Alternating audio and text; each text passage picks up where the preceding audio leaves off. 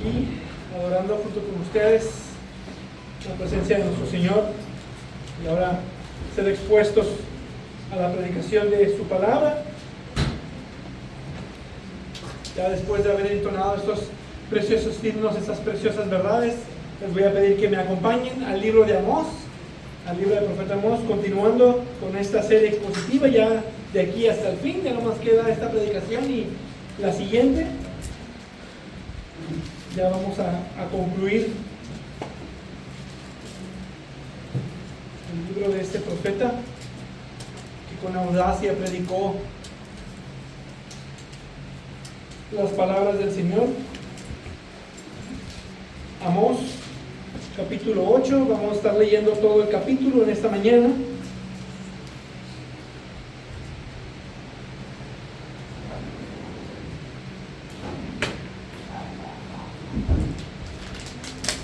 Si ven que me siento en momentos, es porque no puedo estar mucho tiempo de pie, espero que pueda aguantar, pero para que no se preocupen por eso.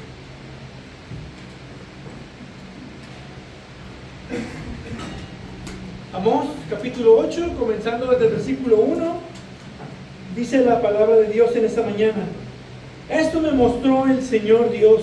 Miré una canasta de fruta de verano, y Él me preguntó: ¿qué ves, Amós? Una canasta de fruta de verano, respondí. Entonces el Señor me dijo: ha llegado el fin para mi pueblo Israel. Ya no volveré a dejarlos sin castigo. Los cantos del palacio se convertirán en gemido de aquel día, declara el Señor Dios. Muchos serán los cadáveres, en todo lugar los echarán fuera en silencio. Oigan esto, los que pisotean a los menesterosos y quieren exterminar a los pobres de la tierra, diciendo: ¿cuándo pasará la luna nueva para vender el grano? Y el día de reposo para abrir el mercado del trigo, achicar el efa, una medida de 22 litros, aumentar el ciclo, moneda hebrea, 11.4 gramos de plata, dice, y engañar con balanzas falsas para comprar por dinero a los desvalidos y a los pobres por un par de sandalias, y vender los desechos del trigo. El Señor ha jurado por el orgullo de Jacob: ciertamente nunca me olvidaré de ninguna de sus obras. ¿No temblará por esto la tierra y hará duelo todo aquel que habita en ella? Subirá toda ella como el Nilo, se agitará y disminuirá como el Nilo de Egipto. Y sucederá que en aquel día, declara el Señor Dios, yo haré que el sol se ponga al mediodía y que la tierra en pleno día se oscurezca. Entonces cambiaré por fiestas en llanto y todos sus cantos en lamento. Pondré silicio sobre el lomo y calvicie sobre toda cabeza. Haré que sea como duelo por hijo único, y su fin como día de amargura. Vienen días, declara el Señor Dios, que enviaré hambre sobre la tierra, no hambre de pan ni sed de agua, sino de oír las palabras del Señor. La gente vagará de mar a mar y del norte hasta el oriente. Andarán de aquí para allá en busca de la palabra del Señor, pero no la encontrarán. En aquel día las vírgenes hermosas y los jóvenes desfallecerán de sed. Los que juran por el pecado de Samaria y dicen: viva tu Dios, oh Dan, y viva el camino de Berseba, caerán y nunca más se levantarán. Palabra del Señor. Vamos a orar. Padre Dios eterno, Dios bendito, Dios justo y juez de toda la tierra, tú eres soberano y omnisciente, y toda vida humana dará cuentas delante de ti. Este pasaje nos enseña mucho acerca de lo sucedido con Israel, y también es un llamado de advertencia para nosotros hoy. Yo te pido que pongas en nosotros una actitud reverente, un oído atento a tu palabra, y nos enseñes por medio de este pasaje. Seas conmigo en este tiempo y tu Espíritu Santo sea con cada mente y con cada corazón al ser expuestos a estas verdades. Lo pedimos en el precioso nombre de Jesucristo. Amén. En 1845, durante la gran hambruna de Irlanda, millones de personas murieron, no solo por la falta de comida, sino porque las políticas gubernamentales les negaron el acceso al alimento que estaba disponible. Las historias más desgarradoras que se escuchan no solo son de estómagos vacíos que sufrían de hambre, sino de madres que no podían alimentar a sus hijos mientras los barcos cargados de granos de Irlanda partían hacia Inglaterra. Una imagen de desesperación, saber que hay comida y no poder tenerla. En este pasaje, Amós nos presenta una hambruna aún más devastadora como parte del juicio de Dios para Israel. Una hambruna no de pan, sino de la palabra de Dios. Hoy vivimos en una era bastante privilegiada donde tenemos abundancia de información, accesibilidad a la palabra, y aún así hay lugares en este mundo donde no hay acceso a la palabra de Dios. Pero en medio de este privilegio del cual gozamos, también hallamos pobreza espiritual y desprecio por la palabra. Y este pasaje nos llama a considerar lo valioso de tener el acceso a la palabra de Dios y el peligro de que un día podemos perder tal privilegio. Vemos aquí el juicio más severo que Dios puede enviarle a una nación o incluso a un pueblo, y ese es el silencio divino. Ese es el peor castigo para el ser humano, que necesita de la palabra de Dios para vivir. Dios está hablando hoy y lo ignoran. Y cuando tienen problemas y dificultades, van corriendo hacia Dios. Observen lo que dice Proverbios capítulo 1, versículos 27 al 29.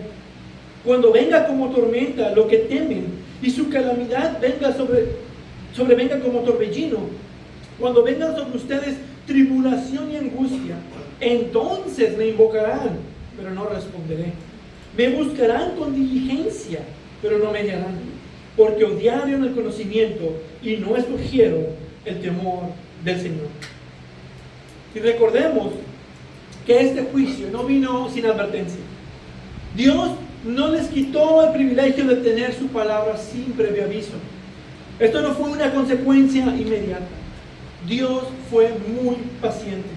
Él llamó insistentemente a su pueblo por medio de profetas que llevaban su palabra, les envió señales y ellos las ignoraron. Amós nos muestra que el pecado de Israel fue grande e insistente, dañando su relación de pacto con Dios. Un pacto que ellos tenían como el pueblo escogido de Dios. Y Dios manda juicio por ese pecado. Y para eso, Dios le da a Amós 5 visiones para entregar a Israel. La ocasión anterior observábamos 3 de estas visiones, donde las 2 primeras fueron dadas para el bien de Amós, quien por amor y preocupación por su pueblo, por el pequeño de Jacob, él intercede ante Dios. Y Dios en su grande misericordia lo escuchó y pasó por alto esos castigos. Y dice, esto no sucederá. Pero la tercera visión es clave. Es el parteaguas para las otras 2 que estaremos observando hoy en la siguiente ocasión, donde ahora sí se revela un juicio final. Y era la visión que observábamos de la plomada. Ese instrumento que se usa para medir la rectitud de un muro, para ver si está de acuerdo al estándar. Y la plomada representaba la rectitud de Dios, su santidad, su estándar moral. Y lo que se halló es que Israel no estaba alineado al estándar de Dios. Y ese muro necesitaba ser derribado. Eso significaba la destrucción total de Israel. Pero aquí vemos un juicio terrible que Dios manda en esta cuarta visión. Y comienza así. Esto me mostró el Señor Dios. Esto indica una visión más. Una visión de juicio final. Así que veamos la visión en esta mañana. Dice el versículo 1. Miré una canasta de fruta de verano y él me preguntó, ¿qué ves, Amós? Una canasta de fruta de verano, respondí. Es interesante la alegoría que usa aquí. Dios le está mostrando una canasta de frutas y dice que estas frutas son específicamente frutas de verano. Las frutas de verano son las que se dan precisamente en el calor y son ideales para el calor por su alto contenido de agua, vitaminas y minerales, además de ser nutritivas y deliciosas. La fruta de verano está en su punto máximo de madurez y es hermosa a la vista. Pero como sabemos, una fruta muy bonita también está al borde de la descomposición. Dice una nota, muchas frutas de verano, especialmente aquellas con piel fina y alta humedad como fresas y uvas, se descomponen más rápido debido a las altas temperaturas y la humedad que aceleran su maduración y proliferación de bacterias. Entonces, al ver este canasto, sabes que te lo tienes que acabar rápido o se acabará rápido solo. Eso nos dice de un fin inminente. Esta es una imagen poderosa. Israel había llegado al punto de madurez para el juicio. Israel representa la fruta de verano en esta canasta. Como la fruta que parece hermosa por fuera, pero está empezando a ser podrida por dentro, así puede ser la religiosidad externa sin una verdadera fe en Jesucristo. Es hipocresía, incluso idolatría. Religión falsa sin sentido. Vanidad de vanidades es la religión sin Dios. Por un lado nos muestra el estado de Israel, pero también nos muestra la intención de Dios. La visión de la canasta de fruta de verano señala que Israel estaba en su punto final, es decir, estaba listo para ser cortado. Dios anuncia el fin de esta nación como juicio por toda su idolatría, por toda su hipocresía, su opresión al pobre. Y lo que Dios dice lo confirma, versículo 2. Entonces el Señor me dijo: ha llegado el fin para mi pueblo Israel. Ya no volveré a dejarlos sin castigo. Esto reafirma la visión anterior de la plomada. Dios ha juzgado a Israel y ya no puede dejarlos sin castigo. El muro está demasiado chueco. Dios es muy paciente con algo que Él mismo no soporta. Dios es santo. Él es santo, santo, santo. Y Él no soporta el pecado, pero lo tolera por un bien mayor. Es paciente con el pecado para la manifestación de su grande misericordia y su sublime gracia. Pero como observamos, hay un límite. Eso lo podemos ver en Génesis capítulo 6, versículo 3, cuando vemos el límite de la paciencia de Dios en los días de Noé. Entonces el Señor dijo: mi espíritu no luchará para siempre con el hombre, porque ciertamente él es carne. Y Dios manda diluvio como juicio por el pecado. Es lo que también podemos ver, lo que Pablo enseña en Romanos capítulo 2, versículo 5. Pero por causa de tu terquedad y de tu corazón no arrepentido, estás acumulando ira para ti en el día de la ira y de la revelación del justo juicio de Dios. Y el día de la ira llegará. Naciones lo han experimentado. Pero luego nos muestra cómo es que ellos sentirán ese castigo. Versículo 3. Los cantos del palacio se convertirán en gemidos en aquel día, declara el Señor Dios. Muchos serán los cadáveres. En todo lugar los echarán fuera en silencio. Dice: hoy cantan y festejan y se gozan, pero esto se acabará. En el tiempo cuando este juicio sea ejecutado, dice: muchos serán los cadáveres. Muchos de ustedes que se gozan con el pecado ciertamente morirán, y sus cuerpos serán tratados como basura. Dice: los echarán afuera en silencio, como cuando sacas la bolsa de basura de tu casa. Así de horrible será el juicio para esta nación. Y lo peor es que por este juicio será inevitable. Ya no serán dejados sin castigo. Y esto nos enseña sobre el carácter de Dios. Esta visión revela la doctrina de la soberanía divina en el juicio. Dios no es un juez caprichoso, sino que en su justicia opera según su perfecto conocimiento en el tiempo que Él ha determinado ejecutarlo. Como pueblo del pacto, vemos que Israel había violado persistentemente las condiciones de ese pacto mosaico, y ahora enfrentaban las maldiciones precisamente prometidas en el pacto, en Deuteronomio 28. En su soberanía como juez de toda la tierra, Él determina los tiempos para el juicio para cada uno de nosotros. Porque Dios les ha prefijado el orden de los tiempos y los límites de su habitación. Es decir, está hablando del tiempo de nuestra muerte, el tiempo en el cual habitamos nosotros en esa tierra. Y así como está decretado que los hombres mueran una sola vez, y después de esto, el juicio. Él ha determinado el tiempo del juicio de cada uno. Hechos capítulo 17, versículo 16 y Hebreos 9, 27. Eso es lo que nos enseñan las Escrituras. Él es quien determina cuando una fruta está lista para ser desechada. Dios había mostrado a Israel paciencia por generaciones, pero su paciencia tiene límites. El tiempo de gracia se había terminado para Israel, y así también es hoy. El tiempo de la gracia se cierra para algunos en esta vida, pero será cerrado para todo ser viviente cuando Jesús regrese. Cuando Jesús regrese ya no va a haber más tiempo, ya no va a haber más gracia. Y ese es un llamado para los que no creen en Jesucristo, para los que no son creyentes. Puede que aún no te convenzas de seguir a Cristo, pero entre más tiempo te tomes, se acabará tu oportunidad y después vendrá la condenación eterna.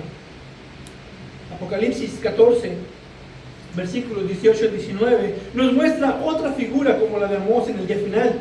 Dice: entonces otro ángel, el que tiene poder sobre el fuego, salió del altar y llamó con gran voz al que tenía la hoz afilada, diciéndole: mete tu hoz afilada y vendimia los racimos de la tierra, porque sus uvas están maduras.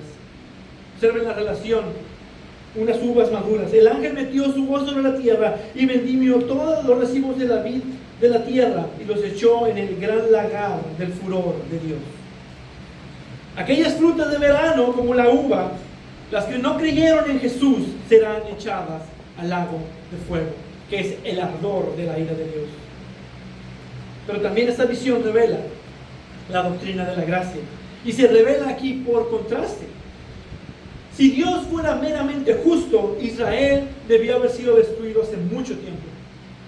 Su paciencia en la prolongada demuestra su misericordia. En su misericordia no hemos sido consumidos, y es por su gracia que aún tenemos el favor inmerecido de Dios. Y ese favor se evidencia en la insistencia de Dios de advertirles, de llamarles al arrepentimiento. Es la insistencia de Dios de decir constantemente: buscadme y viviréis.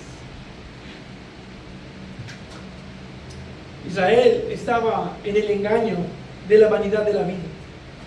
Vivimos en un mundo que confunde la prosperidad material con seguridad espiritual. Y este texto nos recuerda que la abundancia no es señal de aprobación divina. Los impíos no tienen más porque tienen el favor de Dios, o viceversa. Los cristianos tienen menos para ser probados. Hay impíos ricos y hay pobres, y hay cristianos pobres y ricos también. Sin embargo, las riquezas son muy engañosas. Debemos examinar nuestras vidas a la luz de la palabra antes de que sea demasiado tarde. ¿Está tu confianza y felicidad puesta en lo que tienes, en lo material, o estás plenamente confiando en Jesucristo y en lo que Él ha hecho? Este pasaje nos enseña que cuando el pecado madura, el juicio le sigue. Dios es paciente, pero toda temporada llega a su fin. Dios sigue siendo paciente, pero su paciencia no debe de confundirse con la aprobación del pecado. Las naciones y las iglesias que persisten en el pecado y en la rebelión contra Dios, eventualmente enfrentarán el juicio. El juicio llegará en su tiempo. Y tú también debes de considerar esto.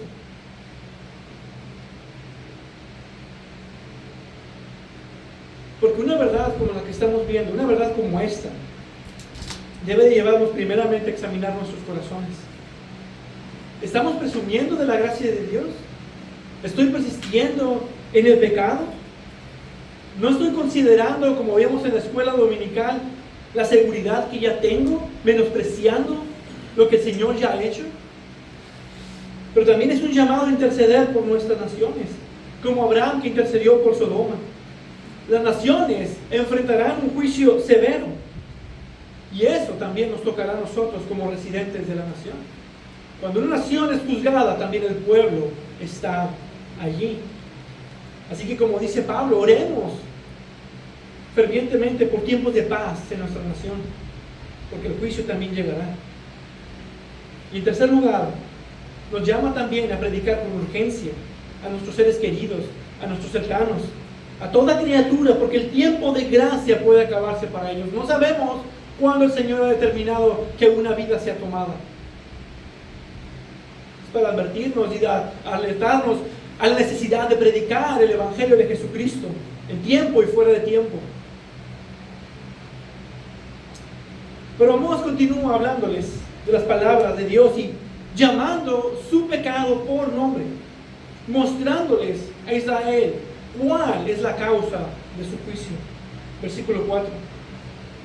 Oigan esto, los que pisotean a los menesterosos y quieren exterminar a los pobres de la tierra, diciendo: ¿cuándo pasará la luna nueva para vender el grano y el día de reposo para abrir el mercado de trigo, achicar el efa, aumentar el ciclo y engañar con balanzas falsas, para comprar por dinero a los desvalidos y a los pobres por un par de sandalias y vender los desechos de trigo? Aquí Amós nos explica el corazón del problema de Israel. Esta es la causa del juicio. En primer lugar, vemos injusticia. Dice claramente: los que pisotean a los menesterosos y quieren exterminar a los pobres de la tierra. Los pobres les molestaban tanto que deseaban exterminar, dice. Deseaban matar a un ser humano porque era pobre. Les molestaba. Pero mientras estaban vivos, abusaban de ellos. Y tanto era el deseo de vender a precios injustos que deseaban que pasaban los días festivos rápidos. Y te preguntas, ¿quién desea eso? Que los días festivos de descanso pasen rápido. Estaban deseosos por estafar al pobre. Y esto ya lo hemos visto, son las mismas acusaciones de antes, pero podemos verlas en distintos grupos. Si recordarán, estaban las vacas de Basán en el capítulo 4, cuando estaban esas mujeres adineradas, tenían poder y oprimían al pobre. También estaban los que aborrecían a los que hablaban verdad y construían casas lujosas para sí mismos. Y ahora aquí vemos a los que se dedicaban al comercio. Distintos grupos dentro de Israel oprimían al pobre. Todos ellos abusaban y aplastaban al pobre. Dice que querían abrir el mercado de trigo, y lo que hacían esos comerciantes es que reducían el efa. Dice la Nueva Versión de las Américas, tiene entre paréntesis la nota, que es más o menos 22 litros. La idea aquí es como en un tiempo hubo en las gasolineras, donde muchos iban con su medida porque te estaban echando menos gasolina, y eso empezó un movimiento de precio justo. Y en algunas gasolineras incluso te llevaban el medidor para mostrarte que te estaban sirviendo el litro completo, que sí te estaban sirviendo la cantidad que era. Pero fue por lo mismo, redujeron el litro para ganar más. Pero además dice que aumentaron el ciclo, que era la moneda de ese tiempo, que equivalía, dice, a 11.4 gramos de plata. Hoy eso equivale aproximadamente a unos $13, y el dólar está como a 18.50. Eso quiere decir que son aproximadamente 240 pesos, si me salen las matemáticas. Pero como en muchos lugares el dólar no lo toman a lo que es, sino que le incrementan el valor al dólar, haciendo que el peso valga menos. Y dicen, aquí tomamos el dólar a 18.80. Pues todavía es bueno la diferencia, no es mucho la diferencia.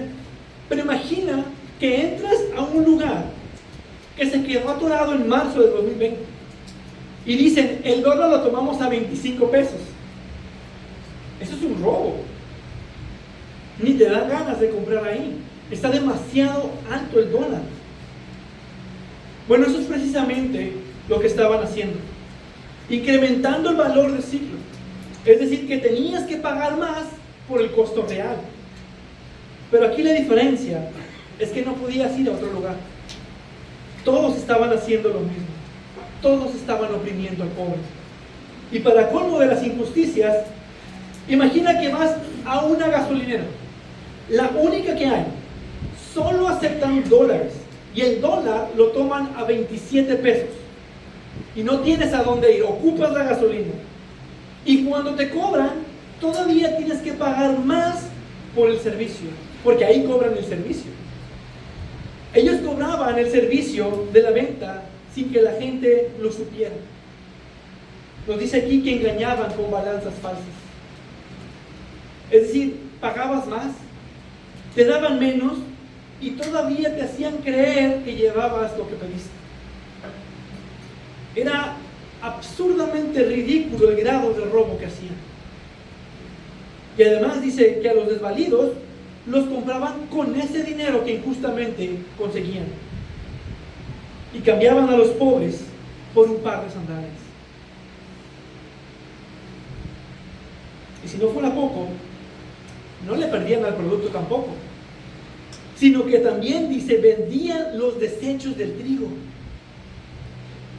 A lo mejor lo vendían a un precio más económico para quienes no podían comprar el trigo bueno, pero aún los desechos le sacaban provecho. A todo lo que podían le sacaban provecho. Eso es sin duda una tremenda falta de amor al prójimo. En segundo lugar, podemos observar también idolatría.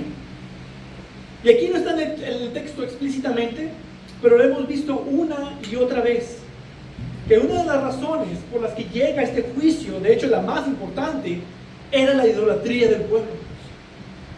Dice que ellos pensaban así: ¿cuándo pasará la luna nueva para vender el grano y el día de reposo para abrir el mercado de trigo? Es como, no importa lo que Dios ha ordenado, solo quiero vender.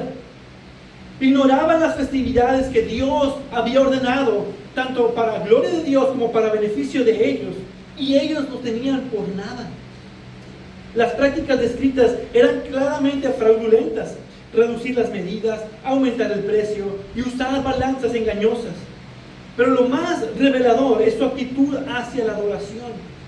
¿Cuándo pasará esto? Ya quiero engañar, ya quiero robar. ¿Cuándo pasarán las cosas de Dios?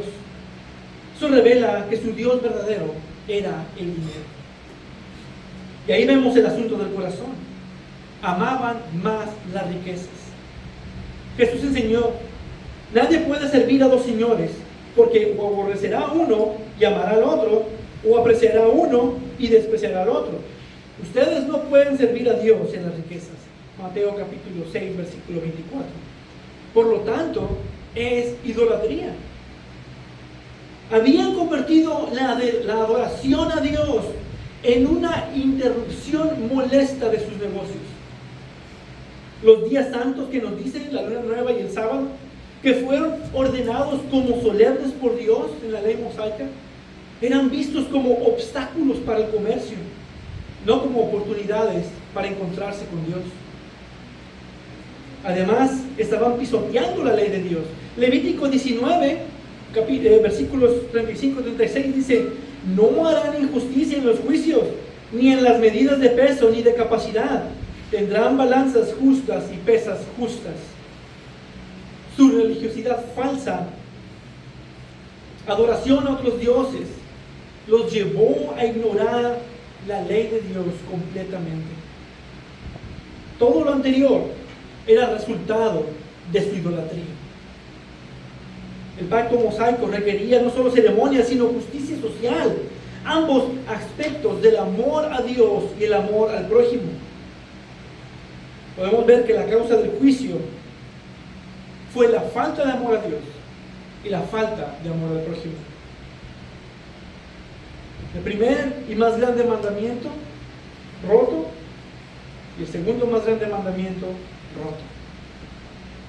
Este ilustra la depravación total del corazón humano. Cuando el hombre no está regenerado, incluso sus actos religiosos son corrompidos por el egoísmo. La religión te hace sentir que estás cumpliendo, pero no es lo que Dios quiere. Y esa es la diferencia. La religión te dice que debes buscar a Dios, que debes esforzarte por cumplir ciertos aspectos, pero Dios no está perdido para que tú tengas que buscarlo. El que está perdido eres tú. Él es el pastor que busca la oveja perdida. Pero esto evidencia el corazón del hombre depravado. Siempre quiere buscar algo que sea Dios con D minúscula, pero no al Dios con D mayúscula. Y el problema de esto no es solo para Israel. Pero como cristianos, muy probablemente también tú has caído en este tipo de idolatría. ¿Cuándo se acabará el sermón para ir a comer? ¿Cuándo pasará el domingo para ir a jugar y estar con mis amigos? ¿Cuándo se acabará este devocional aburrido para seguir con mis actividades? ¿Cuándo Dios dejará de interrumpirme para poder hacer mis negocios? Eso también nos hemos preguntado. Y debemos de recordar esto. La soberanía de Dios se ve en su conocimiento íntimo de las motivaciones de nuestro corazón. Nada está oculto ante sus ojos. Es decir, Él es soberano porque Él es omnisciente. Y Él conoce todos los pensamientos de nuestro corazón y toda intención del corazón del hombre. Así que no se dejen llevar como los israelitas por amor al dinero, por las posiciones, la idolatría o la falta de amor al prójimo. Examina tus motivaciones en la adoración. ¿Es un deleite para ti el estar aquí, escuchar la palabra, adorar a Dios? ¿O es una obligación que tienes que cumplir? Pregúntate eso. También nos llama aquí a practicar la integridad de los negocios que emprendemos. Mentir es pecado porque Dios es verdad. Y Él aborrece la mentira. Nosotros debemos ser honestos, hablar verdad uno con los otros, pero también debemos hablar verdad en nuestros trabajos. Es una responsabilidad del creyente ser honesto. Nuestro trabajo es adoración a Dios cuando se hace principalmente para el Señor, pero también cuando se hace con integridad. Entonces podemos observar que esto no es nuevo. Ese es el resultado del corazón depravado del hombre. La injusticia social fluye de un corazón idólatra. Y la religión sin justicia es repulsiva para Dios. Por eso necesitamos la única justicia que satisface, la justicia que solo Cristo puede proveer por la fe. El corazón depravado necesita la gracia divina para ser transformado. Si no, será la causa de juicio final para aquel que no creyó en Jesús. El que cree en Él no es condenado, pero el que no cree ya ha sido condenado porque no ha creído en el nombre del unigénito Hijo de Dios. Juan capítulo 3, versículo 18. Y ahora Amós habla del castigo de este juicio. Versículo 7. El Señor ha jurado por el orgullo de Jacob: ciertamente nunca me olvidaré de ninguna de sus obras. Primero, veamos lo certero del juicio. Observen cómo dice que Dios ha jurado. Cuando Dios jura, es que no hay marcha atrás. Pero aún dice, ha jurado por el orgullo de Jacob. La palabra orgullo puede significar majestad, exaltación a Dios.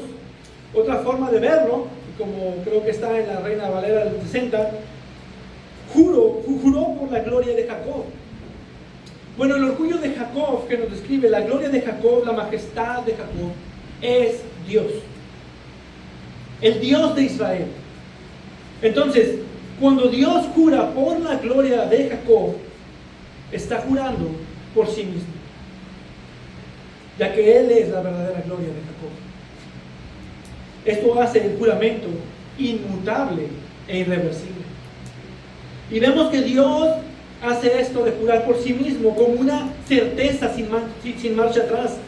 Porque cuando Dios hizo la promesa a Abraham, no pudiendo jurar por otro mayor, juró por sí mismo. Hebreos 6:13. Jurar por sí mismo es la certeza, porque no hay nada mayor que Dios. Está jurando por lo mayor que hay por sí mismo. No hay nada mayor que Dios. Para cuando Dios jure, sea certero, Él jura por sí mismo. Y lo que jura dice, es que ciertamente nunca olvidaré ninguna de sus obras. Ya no hay perdón, ya no hay tiempo de gracia ni de arrepentimiento. Es el juicio final para Israel. Cuando Dios da un juicio final, ya se acabó para toda la eternidad. Ya no hay marcha atrás. Y piensa en el juicio final que terminará en el infierno, cuando ya no haya más oportunidad. Muchos piensan, yo me entregaré a Dios más adelante. Ah, necio, ¿no sabes que Dios puede quitar tu alma esta misma noche? Él puede tomar tu alma. Mañana puede ser muy tarde. Solo hoy es el día de gracia, el día de misericordia. Dios te está llamando por medio de su palabra. Insistentemente, una y otra vez, cada vez que te expones a la predicación de la palabra, Dios te está llamando al arrepentimiento. Y tú dices, no, después. No, mañana puede ser muy tarde. El juicio inevitable vendrá.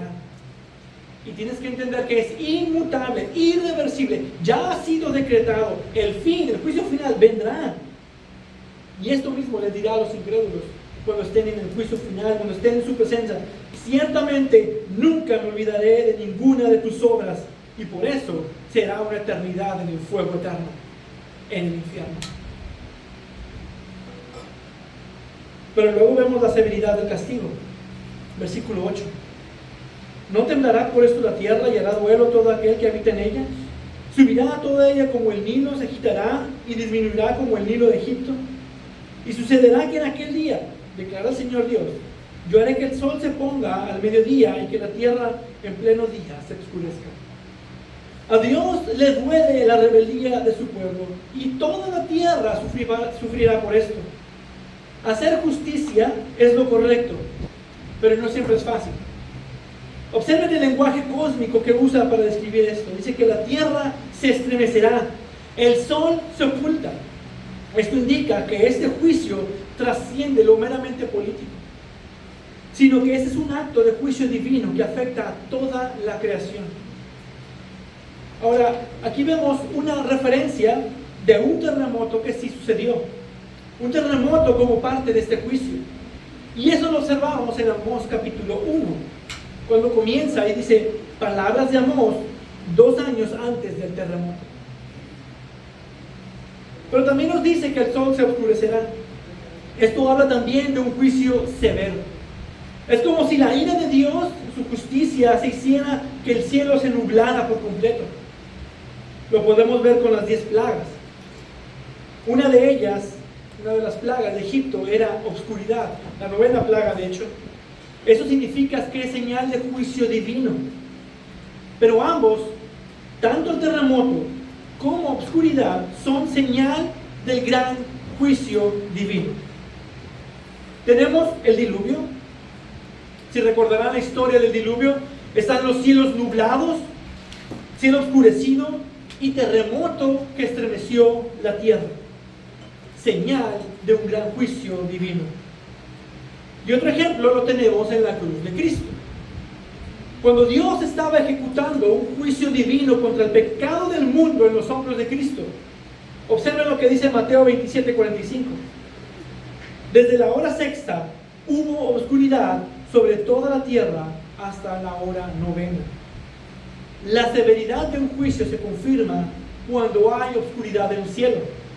Pero aún más, cuando Jesús murió, en ese momento el velo del templo se rasgó en 2, de arriba abajo, y la tierra tembló, y las rocas se partieron, y los sepulcros se abrieron. Mateo capítulo 27, versículos 51 al 52. Terremoto y cielo oscurecido como señal de un gran juicio divino. Y es la misma profecía que vemos en Joel capítulo 2, versículo 31. El sol se convertirá en tinieblas y la luna en sangre. Recordemos que Joel es contemporáneo de Amós y ambos están predicando del mismo juicio. Joel no está hablando de algún evento futuro, como muchos equivocadamente creen, que en estos tiempos la luna se pondrá roja. Esto es en relación al mismo juicio contra Israel. Pero también vemos algo similar en Apocalipsis. Vi cuando el Cordero abrió el 6º sello y hubo un gran terremoto y el sol se puso negro como silicio hecho de cerda y toda la luna se volvió como de sangre. Apocalipsis capítulo 6, versículo 12. Terremoto, cielo nublado. Y esto no está hablando de que la profecía de Joel se cumplirá, sino que son las señales del gran juicio divino, el juicio final de finales, el juicio más supremo y más severo, el día del Señor. Es el día que vendrá cuando Jesús regrese a juzgar a toda la tierra. Pero luego nos habla del sufrimiento, de este castigo, versículo 10. Entonces cambiaré sus fiestas en llanto y todos sus cantos en lamento. Pondré cilicio sobre todo lomo y calvicie sobre toda cabeza. Haré que siga como duelo por hijo único y su fin como día de amargura. Simplemente al leer estas palabras vemos la severidad. Fíjense cómo es la transformación de fiestas en lloro y canto en lamentaciones. Muestra una completa inversión que el juicio divino produce. El gozo transformado en dolor, todo lo bueno en abandono, la paz en tiempo de calamidad, la alegría en tristeza. Es lo que dice Jeremías 25:10. Y haré que perezca de entre ellos la voz del gozo y la voz de la alegría. Todo lo bueno que puedes experimentar será convertido en todo lo malo que puedes experimentar. Tremendo lo que experimentarían durante este castigo. Y aquí, para marcar más y hacer entender el grado de sufrimiento, dice: haré que sea como duelo por un hijo único. Tu hijo único muerto en tus brazos. No puedo ni imaginar el tremendo dolor de esto. Y así dice el Señor que será su sufrimiento. Su único hijo muerto en sus brazos. Así como sientes ese dolor, así será el dolor de este juicio. Su fin será como día de amargura. Ahora, entendamos esto. Esto es parte del juicio, calvicie sobre toda cabeza. Pero eso no quiere decir que algunos tengamos juicio. Esto es corrupción de ADN, herencia. Solo para aclarar. Entonces, aquí vemos lo certero del juicio. La severidad de un juicio y el sufrimiento que ese juicio emitiría. Ahora, Amós nos habla de un último castigo, que es el peor de todos. El juicio más terrible. El castigo más terrible de todos. Versículo 11. Vienen días, declara el Señor Dios, en que enviaré hambre sobre la tierra. No hambre de pan, ni sed de agua, sino de oír las palabras del Señor. Eso es lo peor que se puede escuchar. El peor y más terrible juicio es que Dios quite la única esperanza que tiene. Esa es la amenaza más terrible en toda la profecía de Amós. Dios amenaza con retirar lo más precioso que puede dar: su palabra. Ahora recordemos que no la está quitando por capricho o sin haber dado oportunidad. Oportunidades y advertencias tuvieron. Ellos tenían la palabra de Dios revelada, escrita, disponible en todo tiempo. Y la menospreciaron, la ignoraron. Y ahora, cuando quieran buscarla, dice, no podrán encontrarla. Versículo 12. La gente vagará de mar a mar y del norte hasta el oriente. Andarán de aquí para allá en busca de la palabra del Señor, pero no la encontrarán. El esfuerzo por querer encontrarla será vana, inútil. La descripción de personas, dice, corriendo de mar a mar, del norte al oriente, buscando la palabra de Dios, pinta un cuadro de desesperación espiritual absoluta. Saber cuál es tu única esperanza y no poder hallarla. Buscando con desesperación, con esfuerzo, para no tener resultados, es algo bastante frustrante. En los tiempos de Elí sucedió algo similar. En 1 Samuel, capítulo 3, versículo 1, dice: la palabra del Señor escaseaba en aquellos días y las visiones no eran frecuentes. Y aquí, claro, vemos cómo Dios llama y levanta a Samuel, porque era necesario que la palabra estuviese. Pero en Amós no se levantará más profeta. Ya no habrá palabra. Aquí dice que escaseaba. En Amós dice que será totalmente removida. Es decir, que Dios le estaba quitando la única manera para vivir. Porque nos dice Deuteronomio 8:3, Él te humilló y te dejó tener hambre y te alimentó con el maná que tú no conocías, ni tus padres habían conocido, para hacerte entender que el hombre no solo vive de pan, sino que vive de todo lo que procede de la boca del Señor. Entonces ahora se darán cuenta que la necesitan y no la podrán hallar. Terrible cosa es caer en manos del Dios vivo. Y el salmista nos recuerda que cuando nuestra alma busca salvación es solo por la palabra. Mi alma desfallece por tu salvación, en tu palabra espero. Salmo 119, capítulo 119, versículo 81. El único medio para salvación es por la palabra, dice, y eso les será quitado. Imaginen que están de viaje y atrás de ustedes tienen un volcán en erupción y hay una gran franja, no pueden cruzar. Su única salvación sería encontrar un puente y lo buscan con desesperación. Saben que el fin está inminente detrás de ustedes, saben que el fin está inminente, tienen que cruzar, tienen que hallar un puente y no lo encuentran y lo buscan con desesperación. Saben que está ahí porque por ahí pasaron, pero por más que lo buscan no lo hallan y cada vez más la lava está más cerca. Una situación de total desesperanza, donde solo les queda ver el tiempo pasar para tener una muerte horrible. Versículo 13. En aquel día las vírgenes hermosas y los jóvenes desfallecerán de sed. Las jóvenes hermosas y los jóvenes fuertes representan la flor de la nación, su esperanza y su fortaleza. Pero incluso ellos, dice, desfallecerán sin la palabra de Dios. Aún cuando puedes pensar, bueno, la siguiente generación podrá hacerlo, ellos vienen con más fuerza, ellos resistirán. Dios les dice, no se confíen, ellos tampoco podrán. Versículo 14. Los que juran por el pecado de Samaria y dicen, viva tu Dios, oh Dan, y vive el camino de Berseba, caerán y nunca más se levantarán. Muy felices, celebrando a sus dioses falsos, en fiestas idólatras. Viva tu Dios, oh Dan, ahí está la idolatría. Viva el camino de Berseba, donde estaban los santuarios, donde adoraban a falsos dioses. ¿Quién necesita a Dios?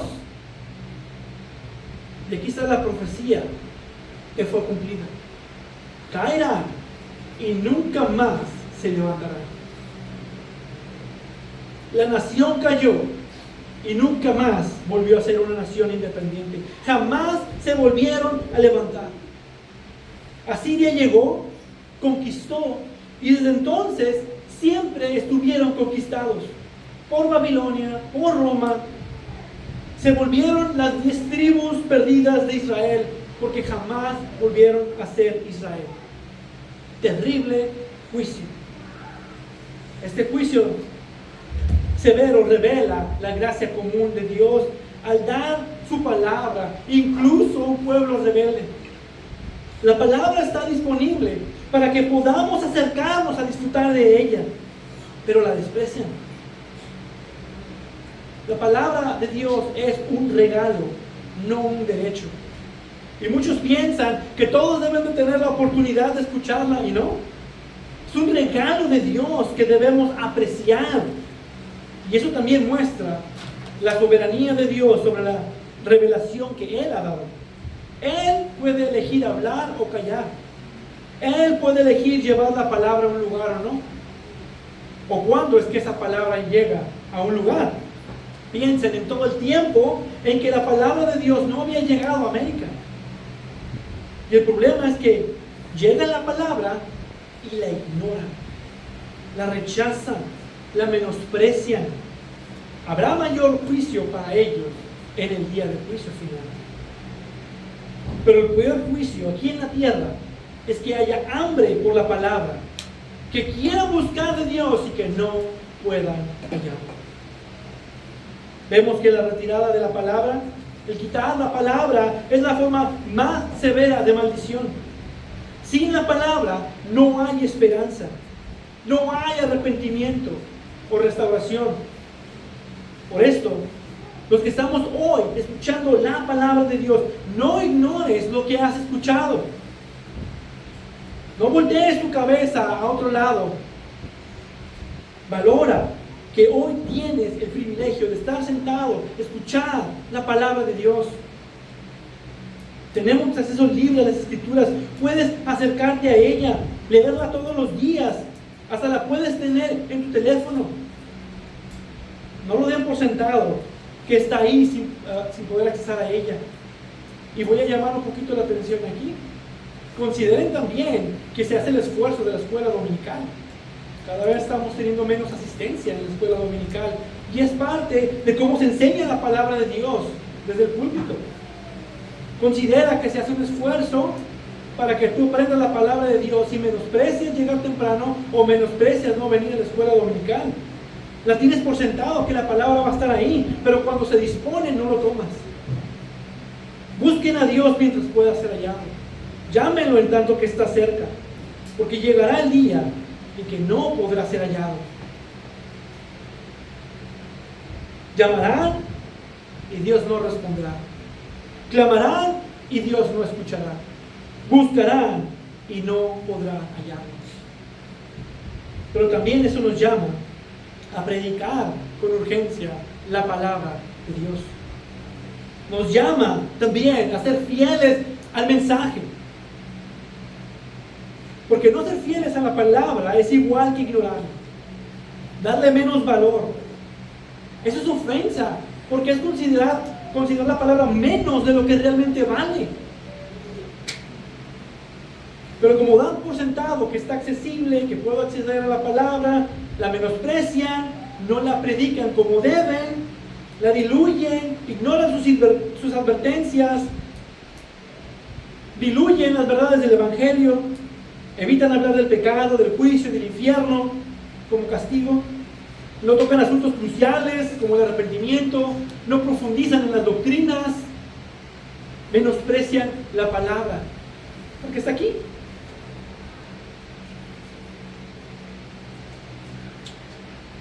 Es más importante hacer que la gente se sienta cómoda. Es más importante hacer que no se ofendan que predicar la verdad de Dios fielmente y entregar su palabra audazmente como lo hizo Amós en estos tiempos. A ese punto es que esta generación ha ignorado la palabra de Dios. Y en muchos púlpitos está siendo ignorada la palabra de Dios cuando la diluyen y la menosprecian. Puede llegar el día cuando la palabra sea escasa.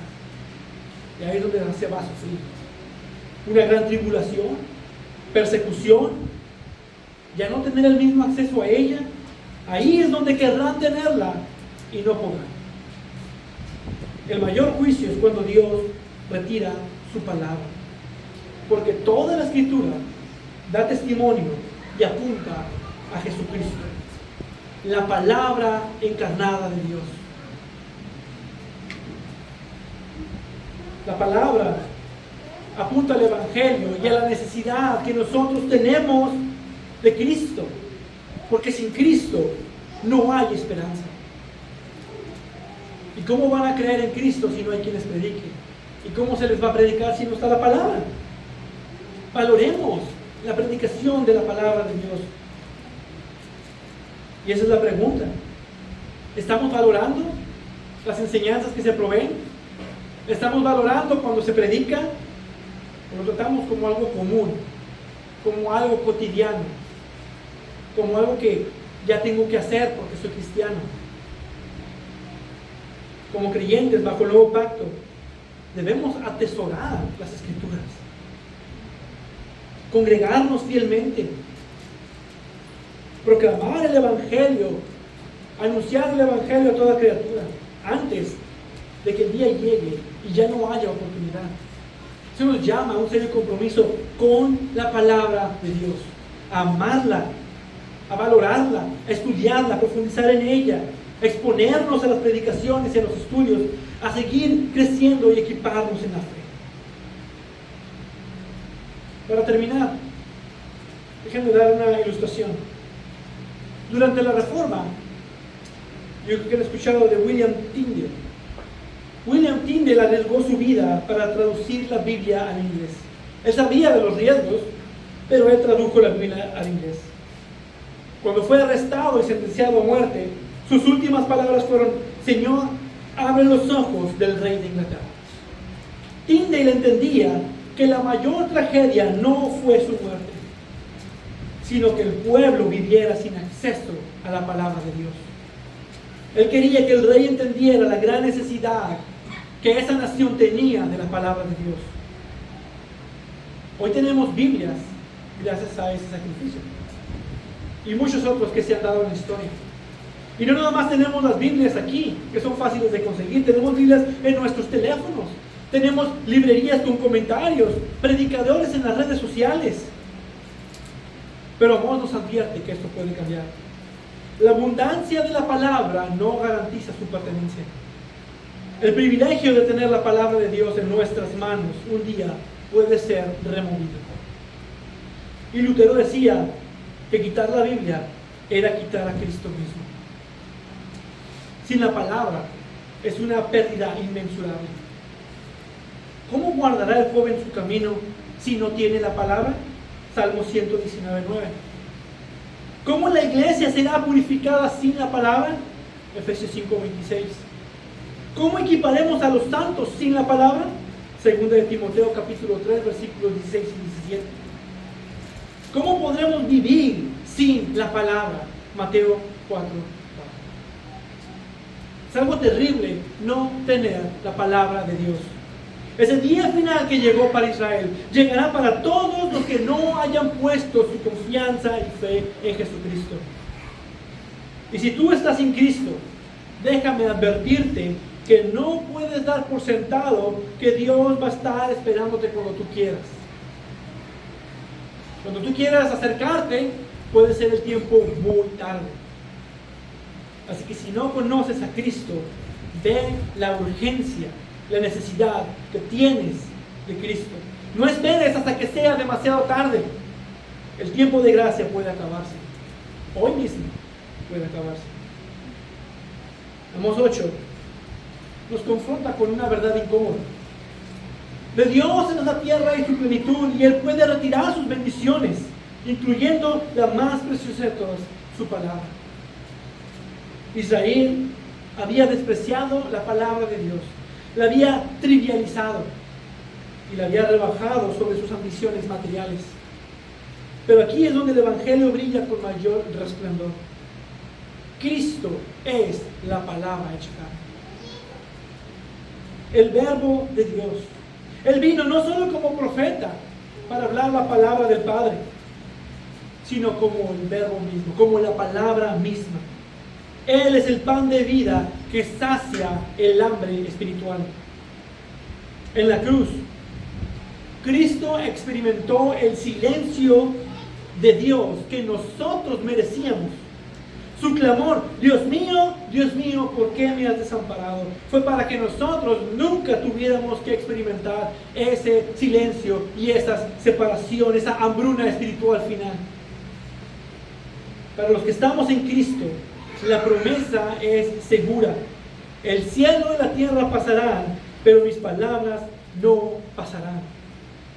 Tenemos acceso perpetuo al Padre a través del Hijo y al Espíritu Santo que nos guía a toda verdad. Y si ya tienes a Cristo, no menosprecies la palabra. Léela, medita en ella, vive por ella. Que nunca tengamos que experimentar el hambre espiritual que viene cuando Dios retira su palabra. Más bien, seamos un pueblo que se alimenta diariamente del pan de vida que es Cristo mismo. Arrepintámonos de la indiferencia que le hemos dado a la palabra. Valoremos la palabra y proclamemos a Jesucristo. Porque el día viene cuando muchos buscarán, pero no hallarán. Hoy es el tiempo de oír su voz, por lo cual se dice: si ustedes oyen hoy su voz, no endurezcan sus corazones como en la provocación. Hebreos capítulo 3, versículo 15. Tengamos estas palabras como una advertencia de valorar la palabra de Dios que hoy ha sido predicada. Amén. Padre Dios Santo, gracias te damos por el privilegio que tenemos en nuestra nación de poder predicar libremente tu palabra, de poder tener acceso libremente a tu palabra. Pues tenemos tantos recursos digitales, tantos recursos escritos, donde podemos estudiar y profundizar tu palabra, libros por incontables autores, podcasts que podemos encontrar en diferentes redes sociales.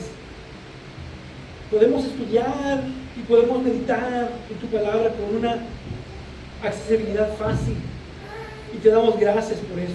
Ayúdanos a valorarlo, ayúdanos a siempre tener en consideración que hay quienes no pueden tener ese acceso, que por la persecución o la dificultad de alguna nación se les prohíbe tener una Biblia, se les prohíbe hablar de Dios, los encierran y sufren por predicar el Evangelio. Oramos por ellos y pedimos que en tu gracia los tengas en tu misericordia, porque ellos están sufriendo, no por castigo, pero porque es parte de lo que tú en tu soberanía has puesto, en cómo el Evangelio va a llegar a las naciones. Y hay naciones que rechazan, pero ellos están haciendo tu obra, y es por eso que están sufriendo este castigo. Pero sabemos que también tú los tienes en tu mano, y aunque no tengan la palabra, sabemos que tú, por poder de tu Espíritu, estás con ellos. Y pedimos por todos aquellos que son perseguidos, que sufren, que no tienen tu palabra, que de alguna manera puedas proveerles algún versículo, algún pasaje para que puedan seguir siendo fortalecidos en la fe. Pero también te pedimos por nosotros que tenemos la comodidad de la palabra y la despreciamos. Estas naciones, acá en América, desvaloramos tu palabra. Y te pido que nos abra los ojos para que podamos ver la necesidad que tenemos de día a día de comer este pan de vida. Que necesitamos de tu palabra, necesitamos ser instruidos para poder crecer. Ayúdanos, Señor, y si alguien está desvalorando tu palabra, hazle ver antes de que venga el juicio. Ten misericordia y revela tu verdad. Pedimos en el nombre de Jesucristo.